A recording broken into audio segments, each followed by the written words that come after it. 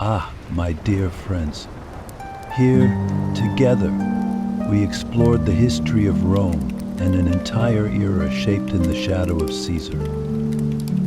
Step by step, we followed the story of a lifetime, a leader, a nation, a story that began in glory and ended in betrayal. We saw how Caesar built his power step by step, how he won allies and used his wits to outsmart his enemies.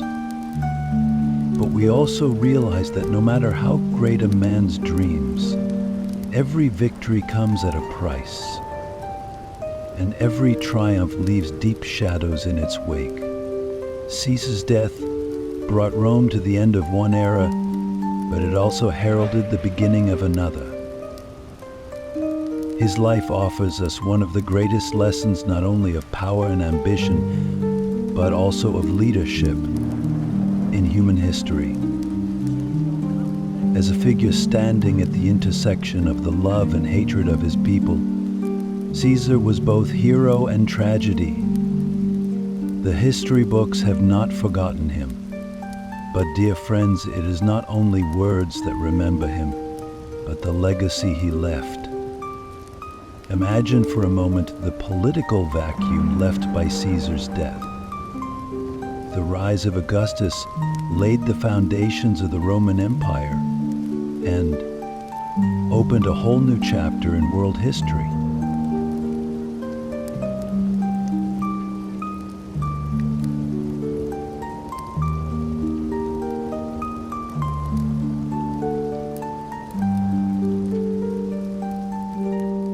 Laying the glory of Rome nations still resonate today.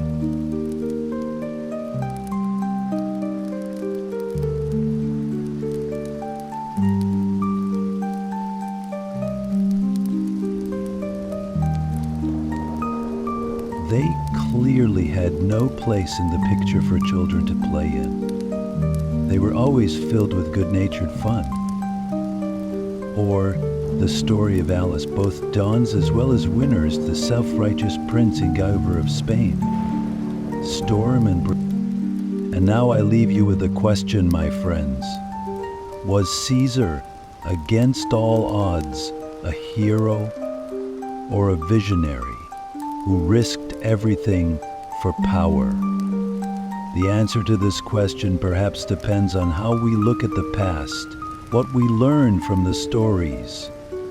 But remember, history is always waiting for its narrator. In the next video, we will talk about how Caesar's legacy transformed Rome into an empire, how Augustus rose on the scene, and how Rome moved towards its golden age.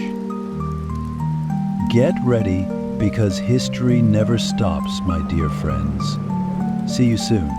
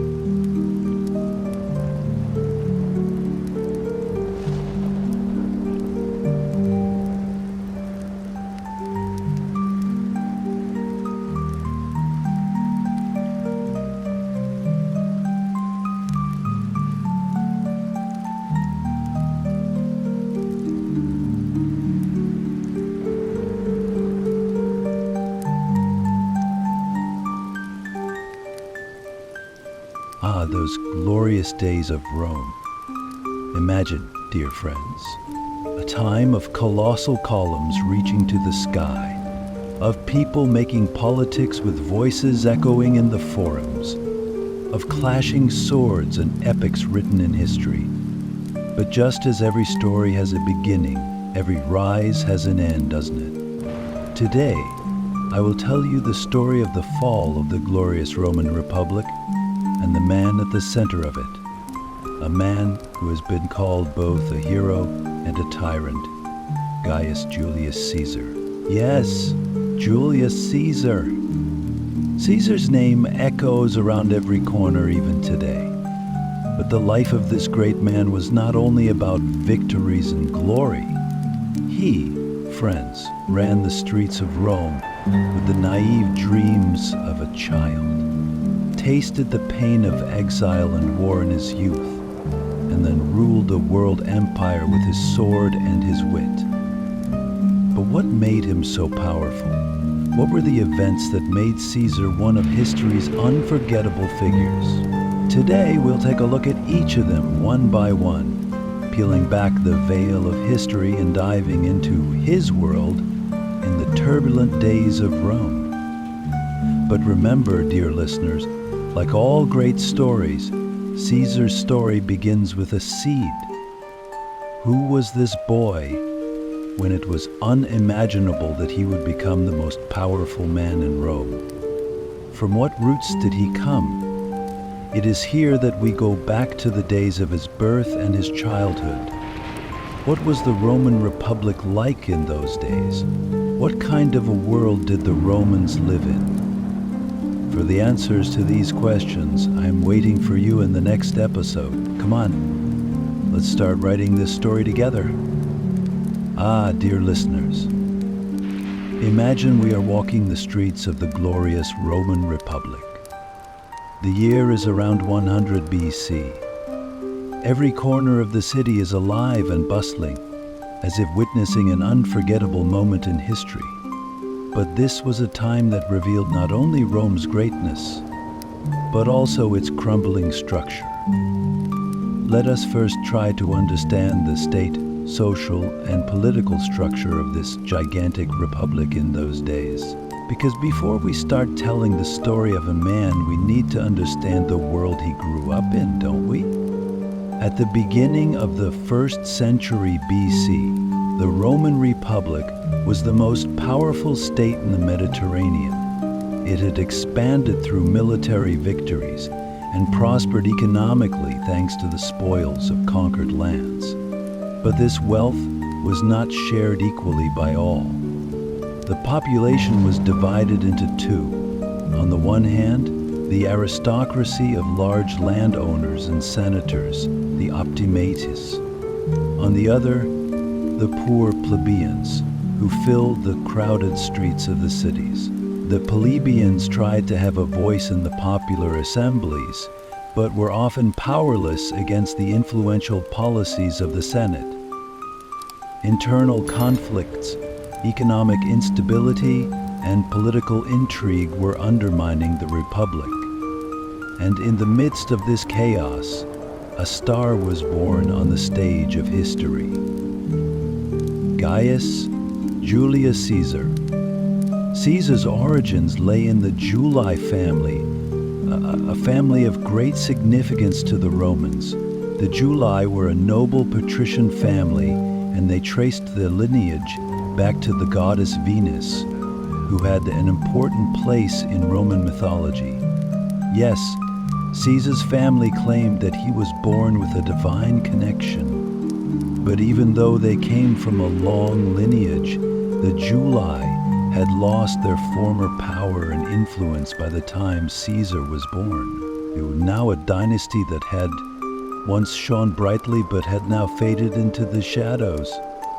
On a hot summer day in 100 BC, a child was born on the soil of Rome. His name was to be Gaius Julius Caesar. His birth may have seemed like an ordinary event, but who could have known that this little baby would one day change the fate of Rome and leave his mark on world history? Caesar's childhood years were spent in the crowded and noisy streets of Rome. In those years, the splendor of the Republic was still dazzling, but at the same time there was deep unrest. The people were looking for new leaders. Caesar grew up listening to his family's history and observing the injustices in his turbulent environment. To understand Caesar's childhood is to understand his future decisions and ambitions. He was no ordinary citizen of Rome. He was the child of a family that grew up with high ideals and a desire to regain power and prestige. It was under these circumstances that Caesar's first steps began to take shape. So how did this young boy become a leader? What experiences led him to become first a soldier and then a politician? To find out, in the next chapter, we will take a look at Caesar's teenage years and the critical events that happened during this period. Are you ready, my friends? Because we have only just begun. My dear friends, let us now imagine the young Caesar wandering the streets of Rome, a young man in the midst of the chaos, looking around with curiosity in his eyes, longing in his heart for a much greater future. But remember that great leaders are not just born. They are shaped by an education, experiences, and most importantly, a life full of difficult decisions. That's why let's take a journey back to Caesar's youth, because to understand him, we must first understand what he saw, learned, and experienced as a young boy. Caesar may have seemed like an ordinary man in his childhood, but he was a patrician, a member of the noble class. In Rome, this was not only a privilege, but also a heavy responsibility. Because the patricians were the guides of the people, the pillars of Rome, Caesar was raised with the awareness of this responsibility. He did not only learn to read and write, he was also educated in subjects such as philosophy, oratory, law, and military strategy, which were indispensable for the Roman aristocracy. In particular, the art of speech and the ability to influence the public would be his greatest weapon in the future. During his education, Caesar was influenced by ancient Greece and inspired by the achievements of Alexander the Great. For a young Caesar, the world was a place waiting to be conquered. But the road to his dreams would not be easy. The political scene of the Roman Republic was full of storms during Caesar's youth. On one side were the populars, who wanted to increase the power of the people, and on the other the optimates, who defended the aristocracy. Caesar's family was close to the popular, but things became even more complicated because in 82 BC, a general named Sulla took dictatorial powers and started a bloody purge in Rome. One by one, Sulla was eliminating the allies and supporters of Caesar's family. The young Caesar had a choice: either submit to Sulla and side with him, or remain loyal to his family. Caesar's choice was brave. Despite Sulla's frightening authority, the young Caesar defied his wishes. He even had to flee Rome and risk his life because of it. This was the moment when Caesar took his first political steps, showed his determination and courage, began to become a different figure in the eyes of the people, and embarked on an unforgettable story. But my dear friends, this was only the beginning, as Caesar still had more hearts to conquer and more battles to fight. Fleeing Rome, the young Caesar could have chosen to live a life of seclusion and wealth, like the aristocrats of the time. But it was in his blood to fight and to be a leader. He joined the Roman army, where he gained his first military experience. Caesar, who showed courage in the battles against Mithridates and attracted attention with his leadership skills, was not only a soldier, but also a leader, rehearsing for his future great campaigns. However, one of his greatest tests was not in the Roman army, but in the dangerous waters of the Mediterranean against coastal pirates. Yes, dear listener, Caesar was kidnapped by pirates as a young man. They planned to hold Caesar for ransom. But there was a funny detail in this story. Caesar told the pirates that he was worth very little. He asked them to ask for more ransom because he was too important to be sold for so little money. When Caesar was released after the ransom, he did not hold back from punishing these pirates. He tracked them down and had them all captured and executed according to Roman law. This, my dear friends, was an unforgettable moment that showed how extraordinary he was, even at a young age, in terms of justice, courage, and determination.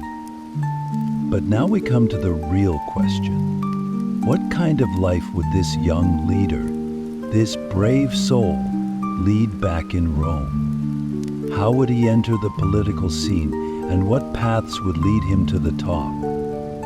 If you're ready, in the next episode, we will witness Caesar's rise in Rome and his invincible determination. Wait, this is only the beginning. My dear friends, now imagine the noisy streets of Rome, the voices of the merchants echoing in the markets, a man walking among the crowd. He has a heavy burden on his shoulders, but he is not complaining, because his eyes are looking to the future. He is determined to leave a mark in the history of Rome. That man is Gaius Julius Caesar, and the story of his rise is not the story of an ordinary politician, but a journey that changed the destiny of history. Caesar's first official step began with his ascent up Rome's political ladder. When he was appointed quaestor, it seemed like just another ordinary post. But for Caesar, it was an opportunity to learn the pulse of the people, to get a grasp of the inner workings of the system, and to build his grand plans for the future. It was during this time that he was stationed in Hispania, where he shone not only as a ruler, but also as a leader who won the love of the people. According to legend, when Caesar saw Alexander's statue, he stopped for a moment and said, Alexander had conquered the world at his age. I have done nothing yet. It is an unforgettable moment that betrays his ambition and great ambitions. Then, when she returned to Rome as aedilis, she became a shining star in the eyes of the people. She transformed Rome into a theatrical stage as she organized festivals, plays, and entertainment in the city. But there was something else behind these events, winning the love of the people. He was not only a leader, but also a friend of the people, and making them admire him. This was when he sowed the first seeds of his later populist policies. But, my dear friends, Caesar's real breakthrough came when he was elected Pontifex Maximus, the supreme religious leader of Rome. This position was not only a religious post, but also a political tool. Caesar was able to outshine his rivals with his diplomacy and intelligence. But remember, behind these achievements was not only talent, but also great courage, because Caesar had incurred a serious debt to win this election. This was showing once again how big his plans for the future were. The key to Caesar's success was not only his reliance on the aristocracy, but also on the people. He became the voice of Rome's lower classes and defended their rights. His populist policies posed a great threat to the optimates, the aristocratic class. Caesar not only organized lavish festivals to win the support of the people, but also took bold steps to improve their daily lives. Remember that in Rome, it was impossible to be a great leader without winning the love of the people. And Caesar never missed an opportunity to win that love.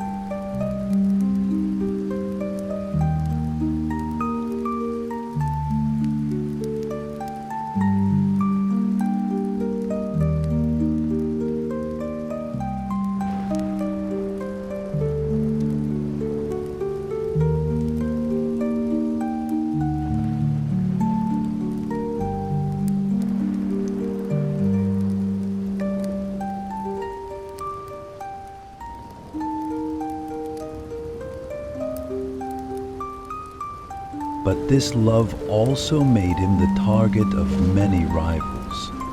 Caesar's rise did not go unnoticed by the optimates. and his political rivals looked for every opportunity to undermine him. But, my dear friends, Caesar's intelligence and determination did not allow any of these rivals' plans to work. He was making friends and frustrating the moves of his enemies at the same time. These conflicts established him as a real force in Roman politics. But remember, this was only the beginning, for Caesar would go on to take much bigger steps to take complete control of Rome. Caesar's political life was characterized by enmities as well as friendships. Especially his conflicts with the Optimates played an important role in his political career. However, Caesar managed to turn these conflicts into advantages with clever moves. In every move, he rallied the people behind him and left his opponents alone. Caesar's ability made him much more than an ordinary politician. He was on his way to becoming a future dictator, one of Rome's greatest leaders. But now, my dear friends, the question is, what was Caesar's next move in the midst of these conflicts? How would this balance of power in Rome shape his future achievements? The answers to these questions will lead us to Caesar's Gallic campaign and one of Rome's greatest victories. Get ready, because the most exciting episodes are yet to come. Dear listeners, we are stepping into another era that took Rome's history by storm. Gaius Julius Caesar was about to form a partnership that would change the fate of Rome as his intellect and ambition continued to rise. But this partnership was no ordinary alliance. It was a power play that brought together three of the most powerful men in Rome. Caesar, together with Marcus, Licinius Crassus, and Gnaeus Pompeius Magnus, would reshape Roman politics. Historians call it the first triumvirate, but we know it as the first great convulsion that began the downfall of the Roman Republic. Political power in the Roman Republic has always been a matter of balance. By 60 BC, however, this balance had begun to break down. Pompeius Magnus had become the greatest general of Rome with his conquests, and had become a hero in the eyes of the people. But the Senate, fearing his power, tried to minimize his achievements and wanted his army to be disbanded. Marcus Crassus, on the other hand, was the richest man of his time. With his wealth, he controlled many senators, but he also sought more power and prestige. Caesar, on the other hand, was a rising star in politics who had won the love of the people with his intelligence. But he too wanted more, control of Rome. These three men came together to protect their own interests and unite against the Senate. Caesar's intelligence, Crassus's wealth, and Pompeius's military might made them the true rulers of Rome. But against the background of this alliance, there were not only common interests, but also a complex power struggle. Each sought to control the others, but at the same time knew that they needed each other. The triumvirate ostensibly provided a balance in the Roman Republic, but in fact it was a harbinger of coming storm. One of the biggest results of this alliance was Caesar's winning the Gallic prefecture. Situated on Rome's northern border, Gaul had always been a threat and a great opportunity. Caesar planned to use this governorship as a stepping stone. Because he didn't want to be content with just being a figurehead in Rome, he wanted to be a legend. Gaul was the stage on which Caesar could realize his ambitions. Not only would he win military victories here, but he would also have a strong position against his political rivals in Rome. But winning this governorship was not easy. Caesar used his influence in the triumvirate and the support of the people to win it. At the same time, the financial support of Crassus and the influence of Pompeius helped him to achieve this position. Caesar's success was a turning point not only for his personal career, but also for the future of the Roman Republic, because Caesar's years in Gaul would make him the most powerful man in Rome, both militarily and politically. The first triumvirate was an alliance that shook the political structure of the Roman Republic to its foundations. The Senate feared the combination of these three men because together they controlled the support of both the people and the army. This weakened the traditional structure of the Republic. Rome no longer depended solely on the law, but on the power of individuals. The triumvirate, though ostensibly a unity, was in fact rotting from within. For Caesar, Crassus, and Pompeius each had their own plans to outdo the others, and this alliance, my friends, full of power games, would eventually drag Rome into an inevitable civil war. But first, we need to look at Caesar's victories in Gaul and how his reputation in Rome was at its peak. Caesar's actions in this new role would reveal his true colors, not only as a governor, but also as a conqueror and leader. So, dear listeners, what victories did Caesar achieve in Gaul? And what storm would these victories create on his return to Rome? In the next episode, we will discuss the legendary exploits of this great leader on the battlefield of Extraneous 13. Dear listeners, we come to the years that made the name of one of Rome's greatest commanders in history, Gaius Julius Caesar, legendary. The Gallic Wars. These wars, which expanded Rome's borders, immortalized Caesar's name, and were perhaps one of the most effective military campaigns in history. Also ushered in an era that shook the foundations of the Republic. But, my dear friends, these wars were not just a struggle between Rome and Gaul. It was a display of political ambition, of military genius, and of power that changed the fate of peoples. So, let's start writing this epic together. Caesar's appointment as governor of Gaul was not only a political success for him, but also an opportunity to reshape Roman history. But Gaul was not a calm land. Ongoing conflicts between different tribes threatened Rome's northern border. The riches of Gaul were not something that could escape the eyes of an ambitious leader like Caesar. But the real issue was that Caesar needed a series of major victories to maintain his political power in Rome. For the triumvirate was beginning to fracture, and his enemies in the Senate were watching for his weakness. Caesar's march into Gaul, while seemingly a necessity to secure Rome, was in fact a huge gamble to consolidate his own power. In 58 BC, the Helvetii tribe began a massive migration. This caused unrest among the other tribes of Gaul. Caesar presented the movement of the Helvetii as a threat and justified Roman intervention in Gaul.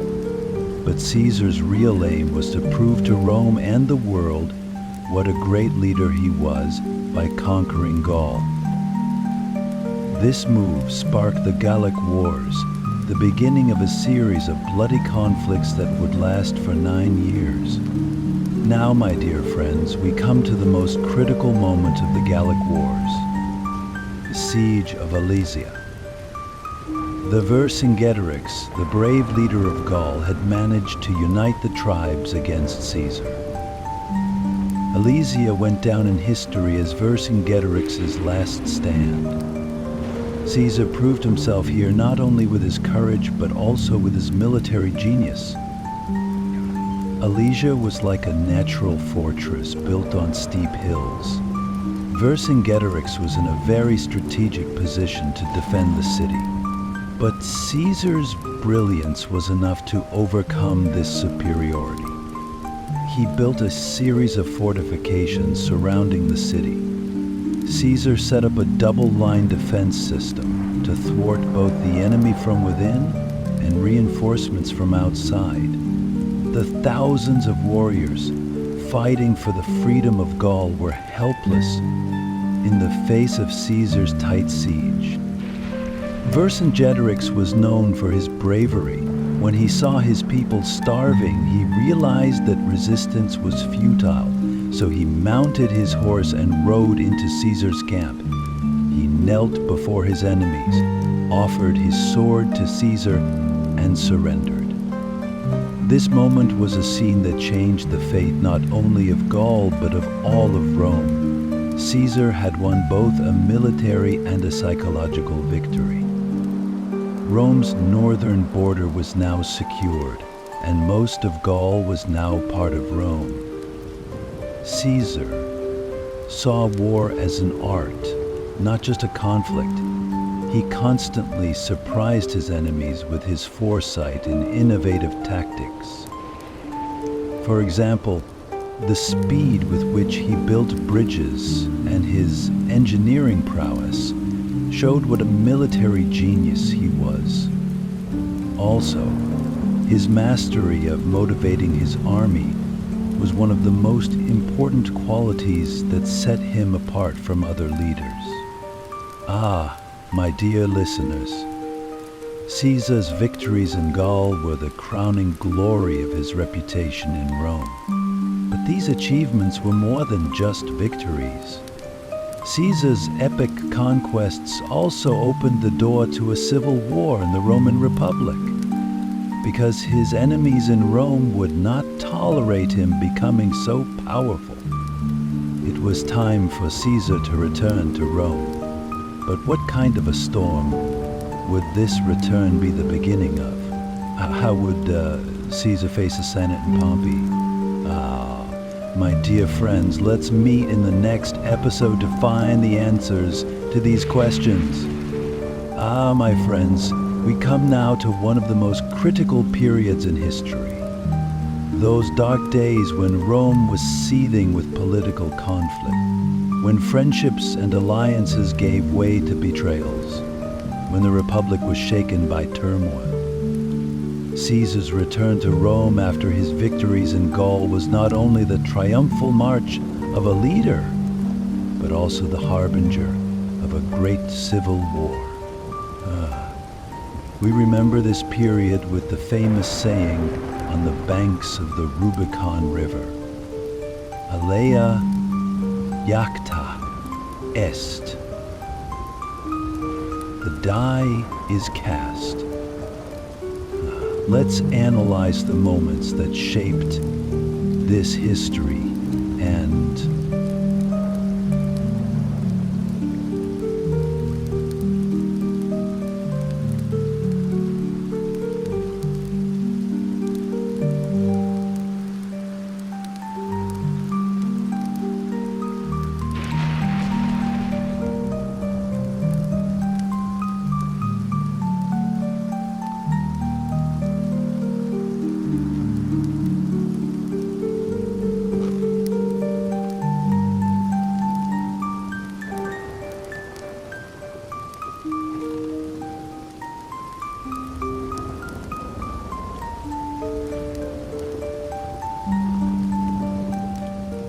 It was 49 BC, and Caesar was on his way back to Rome after his victories in Gaul.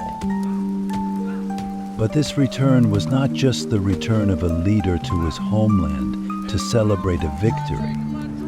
During his years in Gaul, Caesar had not only conquered new territory, but had also earned the hatred of his enemies in Rome. His greatest rival, Pompey, with the support of the Senate, moved to weaken Caesar's power.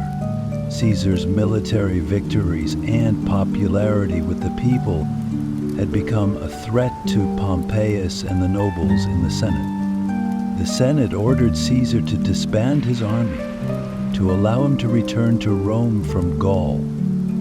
But this was unacceptable for a leader like Caesar. To abandon his army was to play into the hands of his enemies. Caesar marched on Rome with his loyal soldiers, but there was one obstacle: the Rubicon River. This small river was a border, according to the laws of the Roman Republic. For a commander to cross the Rubicon with his army meant declaring war on Rome. Alea iacta est. The dice were cast, there was no turning back. Alea iacta est. The dice were cast, there was no turning back. And finally, the sentence that changed the course of history fell from his lips. Alea iacta est. The dice were cast. There was no turning back.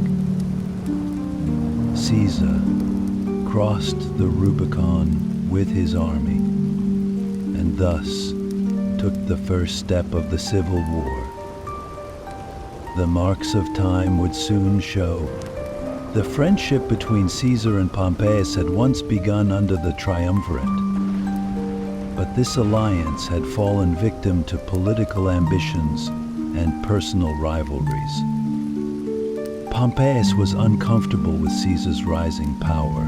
Caesar, on the other hand, saw Pompeius's collaboration with the Senate as a betrayal. The rivalry between these two great leaders was not just a personal conflict, but a battle over the future of the Roman Republic.